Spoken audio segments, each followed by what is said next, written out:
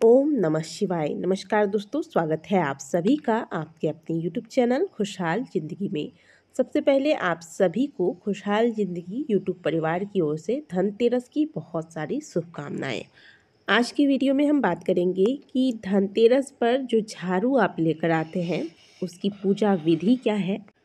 और क्योंकि झाड़ू को माता लक्ष्मी के साथ जोड़ा जाता है, माता लक्ष्मी का संबंध है झाड़ू से, तो झाड़ू लाते वक्त आज के दिन आपको किन बातों का ध्यान रखना चाहिए।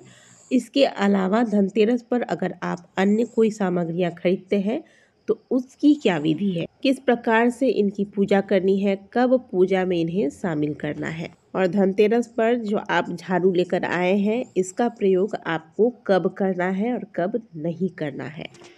ये सारी जानकारियाँ आपको इस एक वीडियो से प्राप्त हो जाएगी।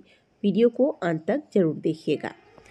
दोस्तों, हमारे हिंदू धर्म में झाड़ू का संबंध माता लक्ष्मी के साथ जोड़ा जाता है, क्योंकि झाड़ू को हम माता लक्ष्मी का ही स्वरूप मानते हैं। इसलिए धनतेरस पर हम और कुछ ले या ना ले, झाड़ू लेने की सलाह अवश्य दी जाती है और प्रायः सभी घरों में धनतेरस के दिन झाड़ू लाया जाता है। तो चलिए सबसे पहले जानते हैं कि धनतेरस पर जिस झाड़ू को आप माता लक्ष्मी का स्वरूप मानकर घर पर लेकर आए हैं उसका क्या करना चाहिए और किस विधि से उसकी पूजा करनी चाहिए। दोस्तों, इस बार अमावस्या तिथि 2 दिन पड़ने के वजह से दिवाली का त्यौहार 2 दिन मनाया जा रहा है। कुछ लोग 31 अक्टूबर को तो कुछ लोग 1 नवंबर को दिवाली का त्यौहार मना रहे हैं। अब दिवाली के 2 दिन पहले तेरस पर यानी कि त्रयोदशी तिथि पर धनतेरस का त्यौहार मनाया जाता है। ऐसे में लोग सोच रहे हैं कि जब दिवाली 1 को मनाएंगे, जो लोग दिवाली 1 को मनाएंगे तो वो 30 को धनतेरस मनाने की बात सोच रहे हैं, जबकि धनतेरस का त्यौहार हमेशा तेरस यानी कि त्रयोदशी तिथि और प्रदोष काल जब प्राप्त हो उसी दिन मनाया जाता है। तो इन दोनों चीज़ों के आधार पर 29 अक्टूबर को धनतेरस का त्यौहार मनाना सबसे शुभ होगा। और जो लोग 30 अक्टूबर को धनतेरस का त्यौहार मनाना चाह रहे हैं, आपको बता दें कि 30 अक्टूबर को लगभग प्रातःकाल 10:30 बजे तक ही त्रयोदशी तिथि रहेगी। इसके बाद चतुर्दशी तिथि लग जाएगी। तो आपको ना शॉपिंग के लिए त्रयोदशी तिथि की प्राप्ति हो रही है और ना ही पूजा के लिए। इसलिए 29 अक्टूबर को ही धनतेरस का त्यौहार मनाएं। तो चलिए, आप धनतेरस चाहे जिस भी दिन मना रहे हों, 29 को मना रहे हैं या 30 को मना रहे हैं, झाड़ू जरूर लाइएगा। और झाड़ू जब भी लाएं तो आप 2 झाड़ू लाएं, कभी भी 1 झाड़ू नहीं लाइएगा धनतेरस पर। या तो 2 या फिर 3 इस प्रकार की संख्या में आप झाड़ू लेकर आएँ। झाड़ू जो आप लाते हैं उसमें 1 झाड़ू सीक वाली झाड़ू जो आती है वो झाड़ू अवश्य लीजिएगा। झाड़ू यदि आप ले रहे हैं धनतेरस पर तो हमेशा सूर्यास्त होने से पहले ही झाड़ू लेकर आपको घर आ जाना है। झाड़ू लाने के बाद थोड़ा सा गंगा जल में हल्दी मिला लीजिएगा और फिर इस हल्दी मिश्रित गंगा जल का छिड़काव झाड़ू के ऊपर कर दें। और अगर गंगा जल नहीं है तो आप ऐसे ही शुद्ध जल ले लीजिएगा, इसमें थोड़ा सा हल्दी डालकर इस जल का छिड़काव आपको इस पर कर देना है।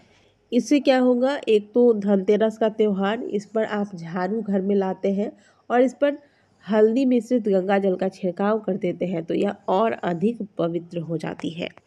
कुछ लोगों के यहाँ धनतेरस पर झाड़ू पूजा जाता है और कुछ लोगों के यहाँ धनतेरस पर झाड़ू नहीं पूजते हैं। तो आपके यहाँ किस प्रकार से किया जाता है, अपने पारिवारिक नियम को ना छोड़ें। जैसा आपके परिवार में वर्षों से चला आ रहा है उस नियम का अवश्य पालन करें। और यदि आपको ऐसा कुछ नियम नहीं पता है, आपके परिवार में पहले से ऐसा कभी कुछ नहीं हुआ है, तो आप इस साल झाड़ू लाकर इस विधि से पूजन कर सकते हैं धनतेरस के दिन। इसमें किसी भी प्रकार का दोष नहीं लगेगा, क्योंकि ये बहुत कोई बड़ी पूजा नहीं है, सामान्य सी विधि है जो झाड़ू लाने के बाद धनतेरस पर की जाती है। अब आप इस झाड़ू पर एक कलावा ले लीजिएगा और इस कलावा को, जो हाथ पर मौली धागा हम बांधते हैं पूजा के दौरान, वो आप ले लीजिएगा और उसे 3 बार का जो हैंडल होता है जहाँ पर आप झाड़ू को पकड़ते हैं उस स्थान पर 3 बार लपेट कर इसे बांध दें। ये कब करना है आपको? जब आप धनतेरस की पूजा कर रहे होते हैं। इसके बाद हाथ में थोड़ा सा अक्षत पुष्प लेकर झाड़ू के ऊपर माता लक्ष्मी का ध्यान करते हुए छोड़ देना है और माता का ध्यान करते हुए इस झाड़ू को प्रणाम कर लेंगे। तो बस इतनी सी विधि होती है धनतेरस पर लाए गए झाड़ू के पूजन की। झाड़ू को जो आप लेकर आए हैं, इसकी पूजा की है, इस नई झाड़ू को पुराने झाड़ू के साथ रखने की गलती ना करें।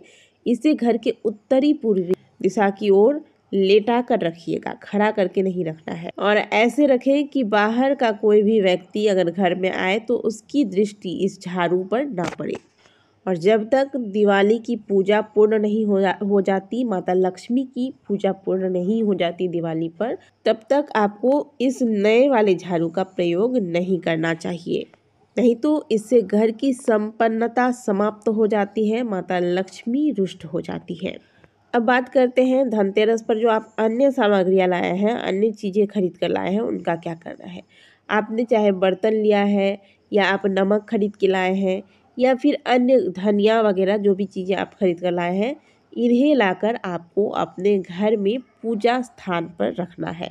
और फिर जब आप बड़ी दीपावली पर माता लक्ष्मी की पूजा करेंगे, उस पूजा में आपको इन सभी सामग्रियों को शामिल करना है। यानी कि माता लक्ष्मी भगवान गणेश की पूजा के साथ साथ इन सभी सामग्रियों की भी पूजा बड़े दीपावली के दिन की जाएगी। और पूजा कैसे करना है? सभी सामग्रियों को पूजा स्थान पर रखेंगे, सभी पर आप हल्दी कुमकुम का तिलक लगाएंगे, थोड़ा अक्षत और पुष्प छिड़क देंगे और धूप दीप दिखा देंगे। बस आपकी पूजा विधि पूर्ण हो जाती है। तो ये कार्य आपको कब करना है? जो नई सामग्रियां आप लेकर आए हैं, इसकी पूजा आपको बड़ी दीपावली पर करना है। और झाड़ू जो आप लेकर आए हैं, उसकी पूजा धनतेरस पर ही की जाती है। दिवाली वाले दिन कभी भी नए झाड़ू का प्रयोग नहीं करना चाहिए, तो इस बात का भी ध्यान रखना है। तो दोस्तों, धनतेरस के दिन आपको झाड़ू सूर्यास्त से पहले लानी है। झाड़ू लाने के बाद आपको क्या करना है, पूजा विधि क्या है, इस पर आज के वीडियो में हमने चर्चा की है। वीडियो अगर आपको अच्छी लगी है तो वीडियो को लाइक ज़रूर कीजिएगा। मिलते हैं आपसे अगले वीडियो में, तब तक के लिए ओम नमः शिवाय। एक बार फिर से आप सभी को धनतेरस की बहुत सारी शुभकामनाएं।